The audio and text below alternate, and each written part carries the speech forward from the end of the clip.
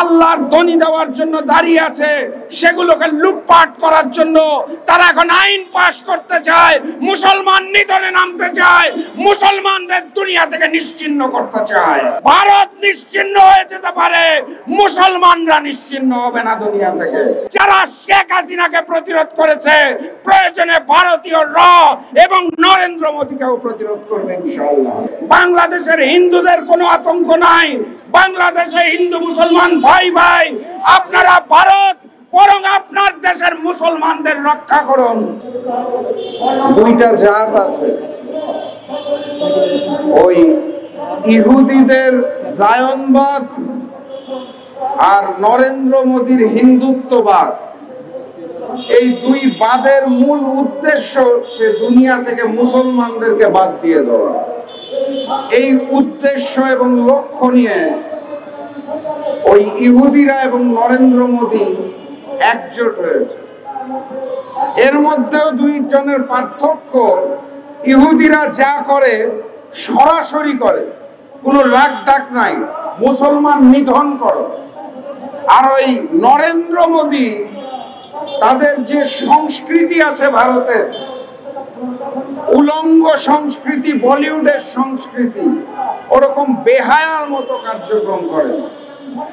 মুখে বলবেন একটা, মনের মধ্যে রাখবে একটা, এবং খেয়াল করবেন পদে পদে খালি চরিত্র পরিবর্তন হবে। ঠিক এই নরেন্দ্র মোদীর ভারত এক সময় শেখ হাসিনাকে ক্ষমতায় রেখে ভারত থেকে বলতো যে বাংলাদেশের নির্বাচন হচ্ছে তাদের অভ্যন্তরীণ ব্যাপার, এই বিষয়ে আমাদের মন্তব্য করার দরকার নাই, কারণ তারা শেখ হাসিনাকেই বারবার ক্ষমতায় রাখতে চাইতো।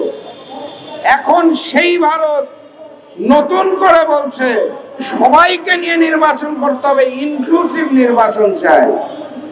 শেখ হাসিনার জন্য 16 বছর এক্সক্লুসিভ নির্বাচন আয়োজন করে ভারত এখন বাংলাদেশে ইনক্লুসিভ নির্বাচন চায়। এটা হচ্ছে নরেন্দ্র মোদীর সেই নগ্ন বেহায়া চরিত্র। তারা যে মুসলমান নিধনে নামবেন এটাই তো স্বাভাবিক। নরেন্দ্র মোদীর হিন্দুত্ববাদ এবং ভারতের ওই মন্ত্রণালয়গুলোর মনে হয় ভারতের কোথাও মসজিদ থাকলেই বোধহয় ওটার নিচে মন্দির আছে, থাকতেই হবে, এটা হচ্ছে তাদের নীতি। সেই ভারতের কাছে আপনি ভালো কিছু আশা করবেন, এটা কখনোই হতে পারে না। সেই ভারত ওয়াকফ বিল সংশোধনীর মাধ্যমে মুসলমানদের দানকৃত মসজিদ, মাদ্রাসা, এতিমখানা এখন দখল করে লুটপাট করার পরিকল্পনা করছে। এখন তাদের নতুন করে আর মন্দিরের নিচে মসজিদ খুঁজতে হয় না। যে সকল মসজিদ আল্লাহর ধ্বনি দেওয়ার জন্য দাঁড়িয়ে আছে, সেগুলোকে লুটপাট করার জন্য তারা এখন আইন পাশ করতে চায়, মুসলমান নিধনে নামতে চায়, মুসলমানদের দুনিয়া থেকে নিশ্চিহ্ন করতে চায়। আমরা বাংলাদেশে দাঁড়িয়ে স্পষ্ট ভাষায় জানিয়ে দিতে চাই, উপরে আল্লাহ আছে, সারা দুনিয়ার মুসলমানরা প্রস্তুত আছে। মুসলমান নিধনের ষড়যন্ত্র করবেন না। প্রয়োজনে ভারত বিরোধী আন্দোলন হবে। ভারত নিশ্চিহ্ন হয়ে যেতে পারে, মুসলমানরা নিশ্চিহ্ন হবে না দুনিয়া থেকে। লেন্দুক দর্জিকে দিয়ে সিকিম দখল হয়েছিল, শেখ হাসিনাকে দিয়ে বাংলাদেশ দখল করা যায় নাই। বাংলাদেশের মানুষ হচ্ছে সেই জাতি যারা রক্ত দিতে জানে, যারা প্রতিবাদ করতে জানে, যারা প্রতিরোধ করতে জানে, যারা শেখ হাসিনাকে প্রতিরোধ করেছে, প্রয়োজনে ভারতীয় র এবং নরেন্দ্র মোদীকেও প্রতিরোধ করবে ইনশাআল্লাহ। আমরা যখন বাংলাদেশ থেকে বলেছি যে ভারতে মুসলমানদের উপর অত্যাচার করা হচ্ছে, সংখ্যালঘু মুসলমানদের নিরাপত্তা দিতে হবে, তখন ভারত সরকার সেটার বিরূপ প্রতিক্রিয়া জানায় আমাদের। এটা হচ্ছে সেই নরেন্দ্র মোদীর ভারত সরকার যারা শেখ হাসিনার পতনের পর আমার দেশের হিন্দু ভাইদের নিয়ে কথা বলেন। বাংলাদেশের হিন্দু সমাজ, বৌদ্ধ সমাজ, খ্রিস্টান সমাজ মুসলমানদের সাথে একত্রিত ভাবেই থাকে। বাংলাদেশের হিন্দুদের কোনো আতঙ্ক নাই। বাংলাদেশে হিন্দু মুসলমান ভাই ভাই। আপনারা ভারত বরং আপনার দেশের মুসলমানদের রক্ষা করুন।